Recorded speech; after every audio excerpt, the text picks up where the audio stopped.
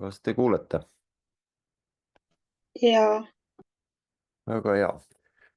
Siis paar sõna kõigepealt selle ürituse kohta, et see infotund reaalajas toimub praegu, aga et see salvestatakse ja need, kes on registreerunud, et need saavad ka lingi sellele ja siis on ka võimalik nendel, kes mingil põhjusel jäid hiljaks, et see info on üleval. Aga teil on võimalus küsimusi esitada siin pärastpoole, mida järelvaatamisel ei ole. Ja enda kohta nii palju, et olen Tanel Kalmet, olen Tallinna Ülikooli noorem lektor õiguse suunas ja ühtlasi siis ka selle õigusteaduse magistriõppekava juht. Varem kasutati kuraatori terminit ja see annab sellise hea sisu edasi, et see tähendab siis seda, kes kureerib seda õppekava. Nii et kui selle õppekava täitmise jooksul on mingisuguseid selliseid sisulisemaid küsimusi, et siis võib minu poole pöörduda. Aga täna räägime siis kavast üldiselt ja sellest, kuidas sellele astuda ja kuidas see õppimine peaks välja nägema.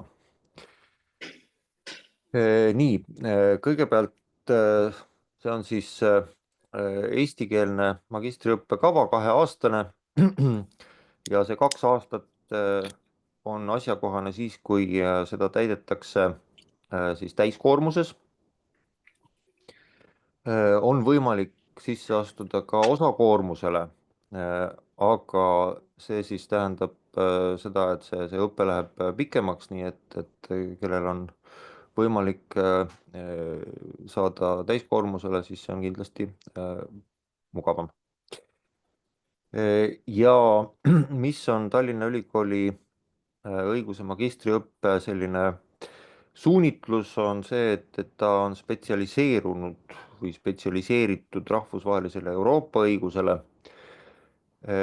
mis ei tähenda teiselt poolt seda, et ka Eesti õiguse teemad oleksid kuidagimoodi kõrval, sellepärast et kuidas rahvusvaheline Euroopa õigus realiseerub, on ju tegelikult läbi selle, et ta kohaldub mingisuguses konkreetses õigussüsteemis ja meie puhul siis konkreetselt Eesti õiguse süsteemis, eriti eestikeelse õppekava puhul millelegi muule või mingit muud filtrit kasutada kui Eesti õiguse süsteem ei oleks ka tõenäoliselt mõistlik. Nii, tegu on siis sellise õppekavaga, mis on üsna sellise klassikalise ülesehitusega, selles mõttes, et siin on siis praktilise ja teoreetilise poole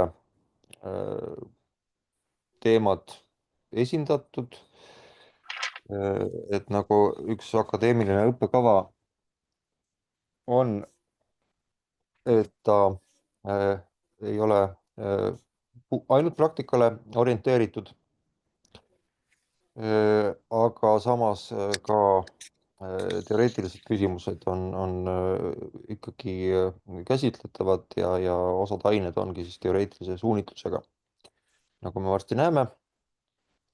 Ja kombineerides siis kohustuslikke ja valikaineid on võimalik ka rohkem keskenduda kas siis avaliku õiguse teemadele või eraõiguse teemadele. Aga õppekava iseenesest ei ole selles mõttes nagu ühele poole või teisele poole kaldu. Magistrikraad õiguses annab võimaluse siis kandideerida sellistele ametikohtadele ja töökohtadele, kus on nõutav juristi täiskvalifikatsioon. Nagu näiteks kohtunikud, prokurörid, advokaadid ja nii edasi. et bakalaureusekraad õiguses sellist võimalust ei anna, aga noh, on eelduseks tavaliselt siis magistriõppele. Ja selleks, et täiskvalifikatsiooni saada, selleks siis see magistrikraad õigusteaduses on vajalik.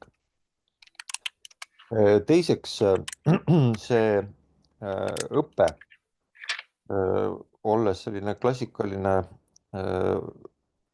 magistriprogramm, mis lõpeb magistritööga, annab ka eeldused selleks või võimalused selleks, et kes soovib, võib õpet jätkata doktoriõppes. Tallinna Ülikoolis praegu konkreetselt õigusteaduse doktoriõpet ei ole, aga need võimalused võivad olla mujal ja see magistritöö koostamise kogemus on siis abiks, et saab ka hakata doktoriõppele mõtlema, kellel see huvi on. Kuigi magistriõpe on vajalik selleks, et kandideerida ja asuda siis ette valmistama mingisuguse õiguselukutse, elukutsele asumiseks, siis noh, teiselt poolt loomulikult see ei ole kohustuslik, nii et teadmised ja oskused, mis õiguse haridusega kaasnevad, on samas kasulikud ka nendele, kes tegelevad poliitika, äri või millegi muuga. Nii, nüüd mis puudutab koormust, ma nimetasin, et on siis nii täiskoormus kui osakoormus olemas. Täiskoormusega on 30 kohta. Ma nüüd eile ei kontrollinud seda, et kas see on ikkagi niimoodi, aga see info on kodulehel üleval. Ja osakoormusega on samuti 30 kohta, õppekohta olemas. Ja nagu ma ütlesin, et siis täiskoormuse puhul on see õpe 2 aastat, osakoormuse puhul 3 aastat. Osakoormuse puhul on üks kaalumise koht on ka see, et see on tasuline, nii et kes ei soovi maksta, siis see täiskoormusega õpe võiks olla esimene valik. Aga selleks, et kindel olla, et kui näiteks täiskoormusega kohad saavad täis sisseastumiseksamite tulemusel, aga ikkagi on väga suur soov õppida, et siis tasub ka osakoormusele ühtlasi kandideerida ja see eeldab siis seda, et mõlemad õppekavad oleksid siis valitud kandideerimisel. On võimalik kahele kavale korraga kandideerida. Ja kui nüüd õpe algab, eks ole, ja keegi on osakoormuses, siis praktiliselt on võimalik see, et kui näiteks täiskoormusega koht vabaneb, et siis võib esitada avalduse, et sellele üle minna, kui on soov. Nii, nüüd õpe on põhimõtteliselt sessioonõpe, mis võimaldab siis õppimisega samal ajal ka töötada, et loengud ja igasugused muud õppega seotud üritused ei ole reeglina keset tööpäeva. On üksikuid erandeid loomulikult, kui näiteks on mõni välislektor tulemas või sellised üritused, et seal võib olla erandeid, aga põhimõte on see siis, et on tegemist sessioonõppega, mis koondab õppe teatud päevadele, teatud õhtustematele aegadele võib-olla, ja, ja ei võta siis kogu nädala tööaega. Mis puudutab seda, mida siis Tallinna Ülikool saab pakkuda, mitmekülgsed õppejõud, jah, on õppejõud nii Eestist kui ka välisõppejõude, kelle loengud siis on reeglina ingliskeelsed, kõik ei ole eesti keelt veel omandanud. Osa eestikeelseid lektoreid loevad ka aineid inglise keeles, sellepärast et need on siis kava järgi niimoodi ette nähtud ja see võimaldab ka ühtlasi terminoloogiat omandada siis inglise keeles, et kuna see on rahvusvahelisele Euroopa õigusele spetsialiseerunud kava, et asja ühtlasi siis luua võimalused selleks, et terminoloogiat ja ingliskeelset väljendust arendada, siis need loengud toimuvad ka inglise keeles. Samuti kirjandus paljudes ainetes eeldab siis ka inglise keele lugemist, nii et üks sisseastumistingimus, millest pärastpoole räägime, on ka siis keelega seotud, et tuleb aru saada. Ja mis puudutab veel ingliskeelseid aineid, siis on niimoodi, et Tallinna Ülikoolis on üks ingliskeelne magistriõppekava ka, mis tegeleb siis inimõigustega digitaalses ühiskonnas. Kui see kava avatakse sel aastal ja loengud toimuvad, siis on võimalik näiteks sealt võtta ingliskeelseid aineid vaba ainete täitmiseks näiteks. Ja põhimõtteliselt vaba aineid võib võtta ka mujalt osakondadest, instituutidest, aga ka teistest ülikoolidest. Ja kindlasti üks teema, ma ütlen ära, enne kui meelest ära läheb, on see, et kindlasti on võimalik ka näiteks Erasmuse kaudu veeta semester kuskil teises ülikoolis väljaspool Eestit, kellel see võimalus on ja soov on. Meil on mitmeid partnerülikoole,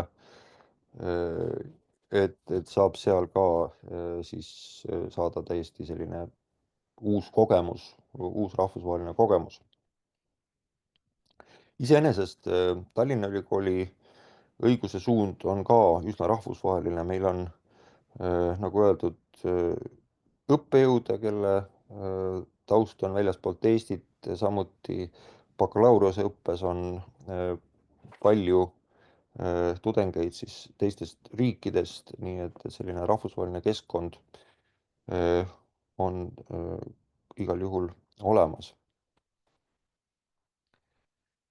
Nüüd õppekavast ma väga pikalt ei räägi, aga lihtsalt, et ta on silma all, et õppekava koosneb siis kohustuslikest ainetest, mis on seotud õigusega. Neid on 54 ainepunkti kokku, need tuleb siis kõik läbida selle 2 või 3 aasta jooksul, olenevalt siis õppekoormusest.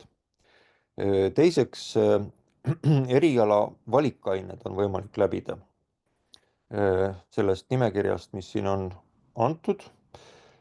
Neid aineid ei loeta igal aastal, aga nendest on võimalik, noh, iga aine on 6 punkti, nii et näete, kokku on vähemalt 4 ainet vaja võtta. Aga võib võtta rohkem, sellepärast et see vaba ainete maht siin on ka veel 6 punkti ja kui läheb üle, siis ei juhtu ka suurt midagi. Niimoodi, nüüd kohustuslik on kõikidel magistrantidel ka praktika mingisugusel juriidilist kvalifikatsiooni nõudval või juriidilise valdkonnaga tegelevas asutuses. Ja seal siis tuleb umbes üks kuu on siis see 6 ainepunkti praktikal käia, praktika aruanne kaitsta ja sellega saab siis ka oma, oma selliseid praktilisi oskusi testida. Need, kes töötavad juba mingisugusel juriidilisi oskusi nõudval töökohal, et on võimalik ka siis võtaga seda praktikat ümber arvestada. Võta on siis varasema õppe- ja töökoormuse arvestamise süsteem, et tuleb esitada spetsiaalne avaldus selle kohta, kirjeldada, et kuidas need tööülesanded, mida magistrant täidab, neid praktika eesmärke täidavad ja nii saab selle asja korraldatud, et ei pea tingimata otsima siis praktika kohta kuskil mujal, kui juba töö käib. Siis magistritöö on kohustuslik magistriõppes ja see on 24 punkti, üsna siis mahukas. Teemad kinnitatakse teise õppeaasta alguses. Aga need, kes nüüd õppima asuvad, et tasub juba hakata varakult mõtlema sellele, et mis see teema võiks olla ja ühtlasi ka, kui me sisseastumistingimuste juurde jõuame, siis üks tingimus on ka see, et tuleb esitada magistritöö kava. Nüüd see magistritöö kava ei pea jääma selliseks või see teema ei pea jääma selliseks, nagu ta sisseastumisel on, et see võib täpsustuda, see võib ka täiesti muutuda, aga see suunab siis magistriõppe kandidaati juba algusest peale mõtlema sellele, et millist teemat süvendatult uurida ja käsitleda. Siis üleülikoolilistest ainetest on 6 punkti, on selline interdistsiplinaarne projekt koos teiste erialade inimestega, tavaliselt see võib väga erilaadne olla, millise projektiga siis ühineda ja lõpuks, nagu öeldud, siis vabaained 6 punkti, mida võib täita nii õiguse õppekava ainetega kui ka ainetega täiesti kuskilt mujalt.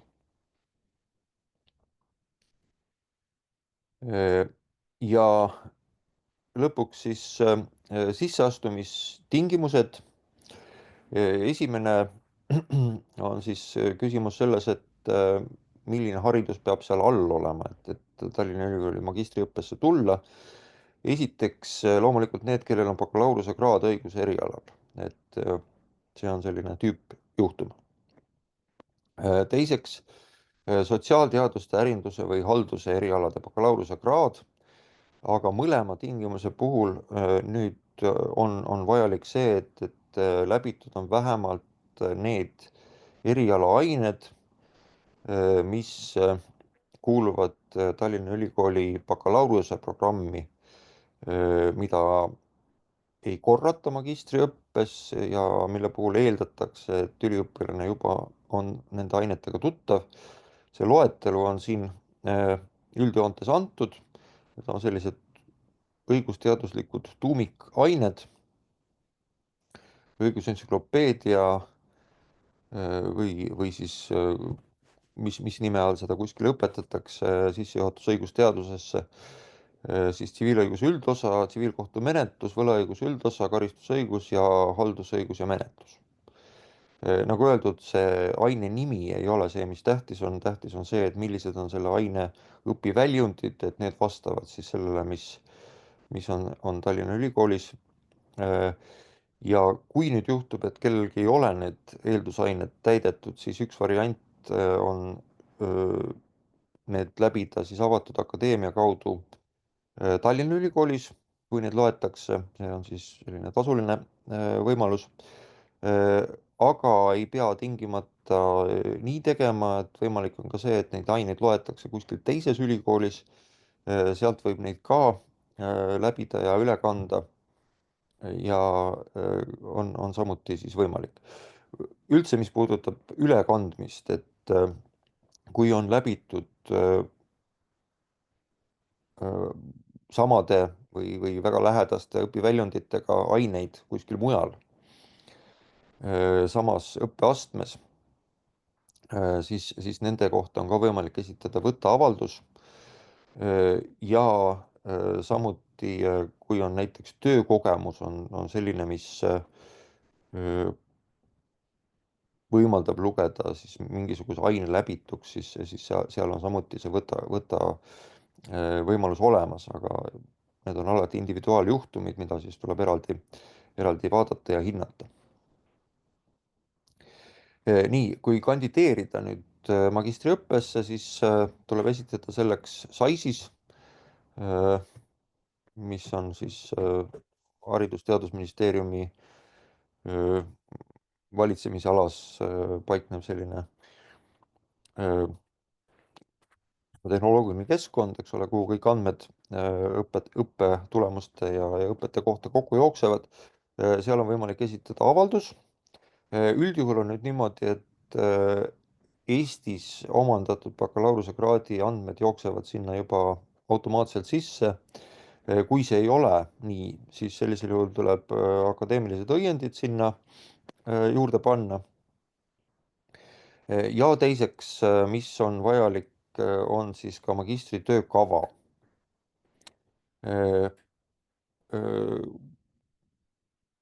Kui te nüüd Tallinna Ülikooli sisseastumisinfo lehel leiate selle magistriõppe, õiguse magistriõppe lehe või alamlehe, et seal on täpsustatud, et millised need magistritöö kava nõuded on ja seal on veel edasi viidatud ka vormistamisnõuetele ja koostamisnõuetele, aga põhimõtteliselt see ei pea nüüd olema kindlasti valmis magistritöö, see ei pea olema isegi magistritöö sissejuhatus.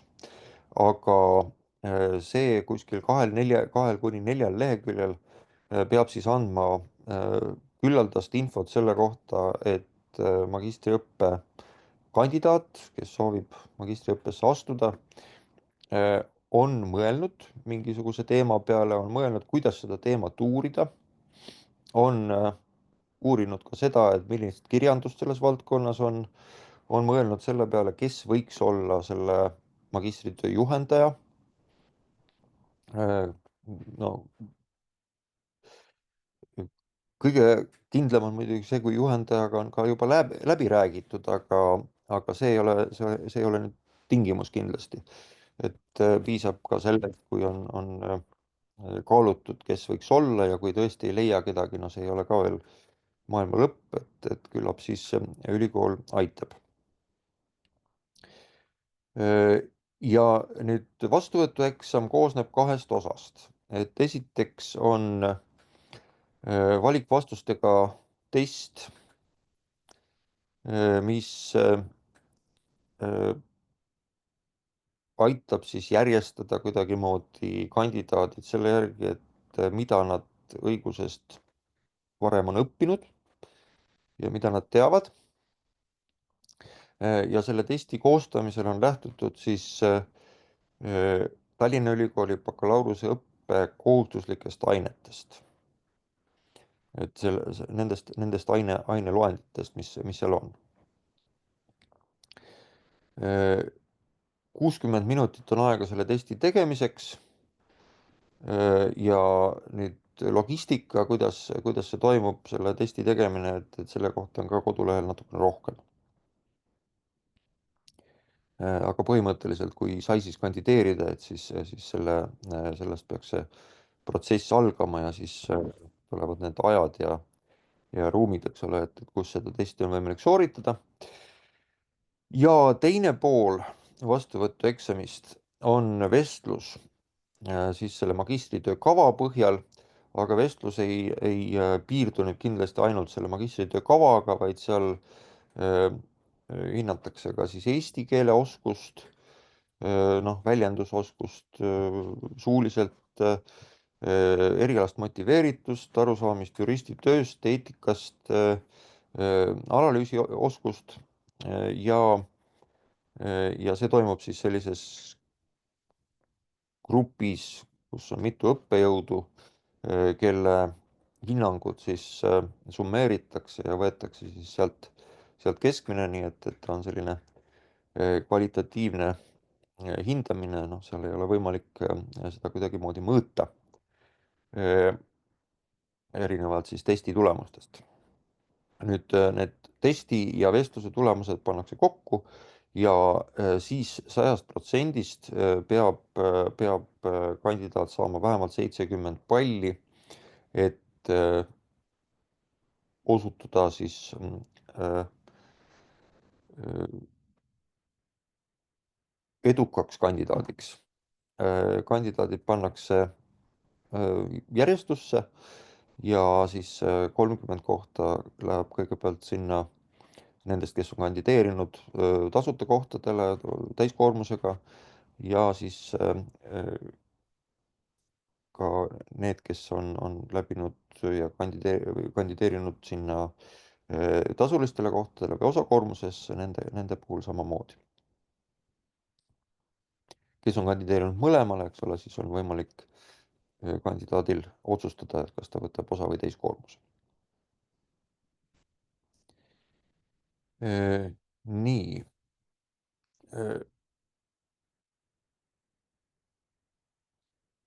Tundub, et minu poolt on slaidid otsa saanud. Aga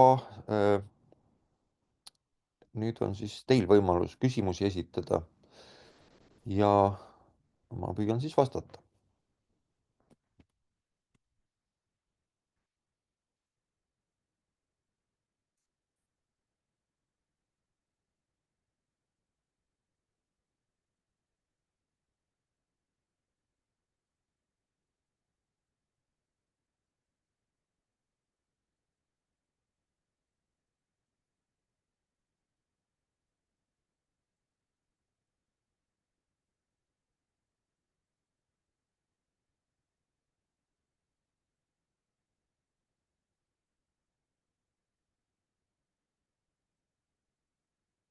Aga palun, kes soovib?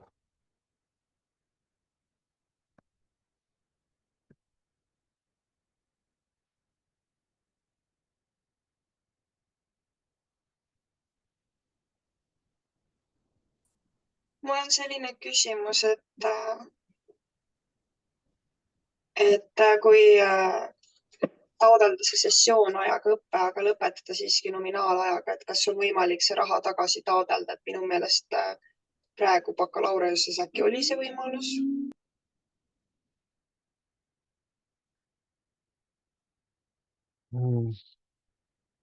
See on väga keeruline küsimus.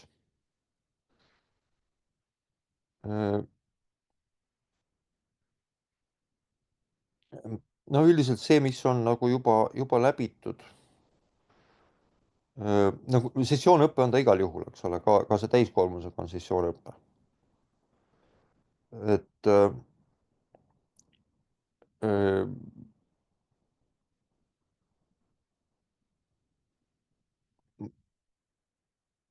ma ei tea, et oleks nagu makstud tagasi selle eest, mis on juba nagu kätte saadud, see õpe ja aga võimalik jah, et ma ei ole selle konkreetse asjaga kursis lihtsalt või selle juhtumiga kursis, et vabandust väga, ega ma ei, selle koha pealt jään vastuse võlgu. Aga põhimõtteliselt on võimalik loomulikult see, et keegi on osakoormusega õppes aga kas see ja on muidu läbib lihtsalt aineid sama kiiresti nagu need, kes on täiskoormuses ja distantse lõpetavad toimib? samal ajal.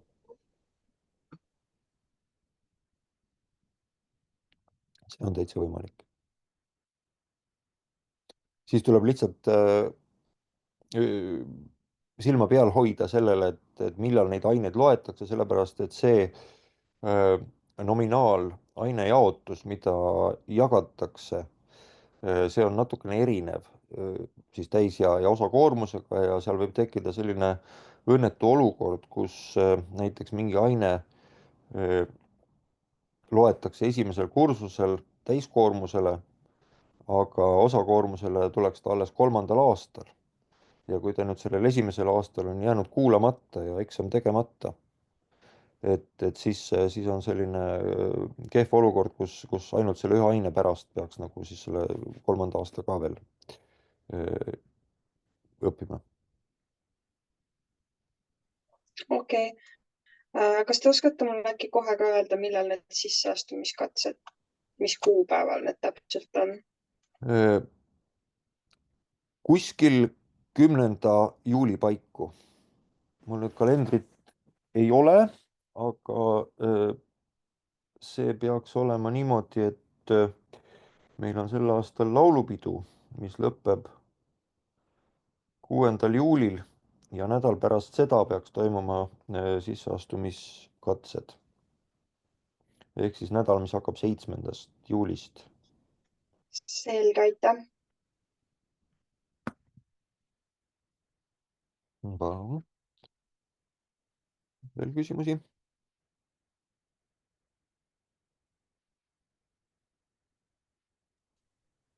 Keegi küsis siin chatis, et tal mikrofon ei tööta, et kui palju on tavaliselt sisseastujaid olnud? Siis, oih, vabandust, ma chati ei märganud. Chatiga on niimoodi, et või vabandust, sisseastumise selle huviga on niimoodi olnud, et eelmine aasta mõned tudengid jäid osakoormusesse. Ma nüüd väga täpselt ei mäleta, kas seal oli niimoodi, et nad ei olnudki täiskoormust soovinud alguses või oli seal muud põhjused. aga palju nüüd kõrvale jäi äh, neid ikka oli küll jah, kes siis kas seda testi ei sooritanud edukalt või siis vestluse tulemused ei olnud piisavalt head, et osutuda valituks, ehk siis noh, seda lävendit ei ületanud. aga absoluutnumbrit ma ei oska öelda.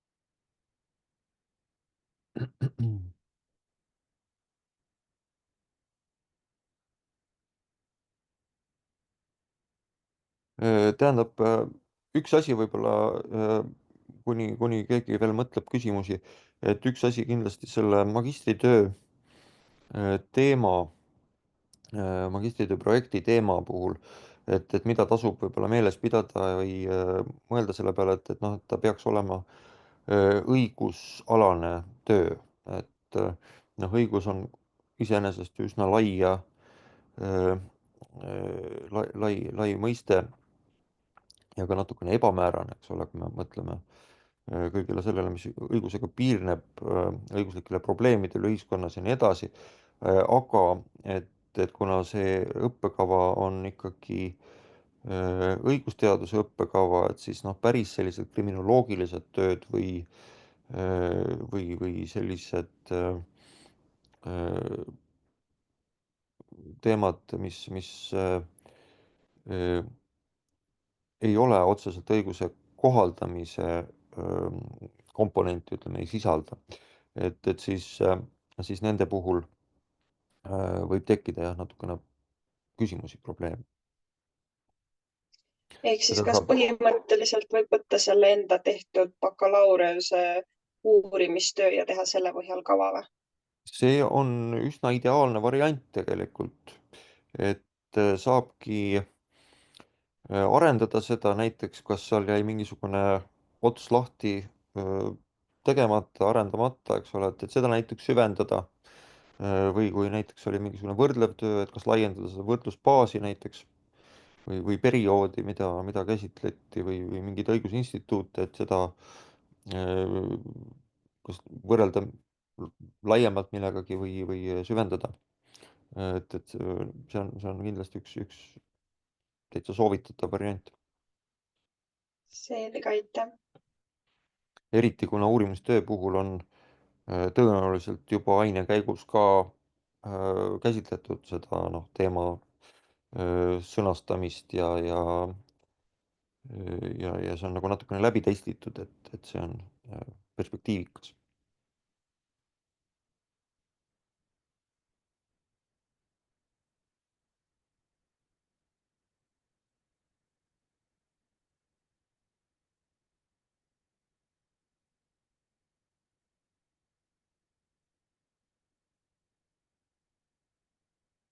On veel küsimusi?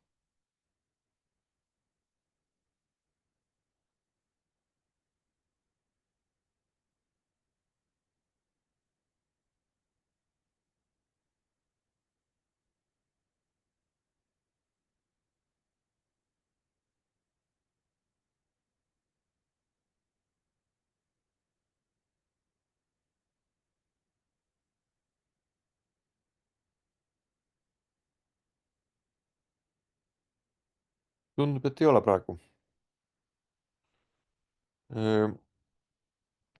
Aga sel juhul siis soovitan, soovitan kaaluda ja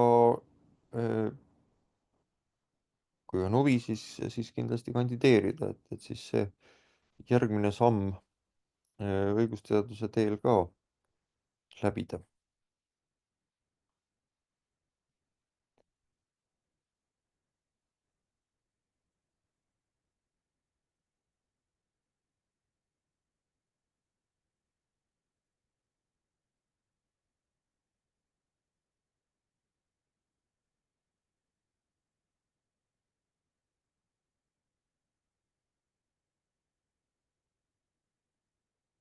Aga aitäh minu poolt ka ja kohtume siis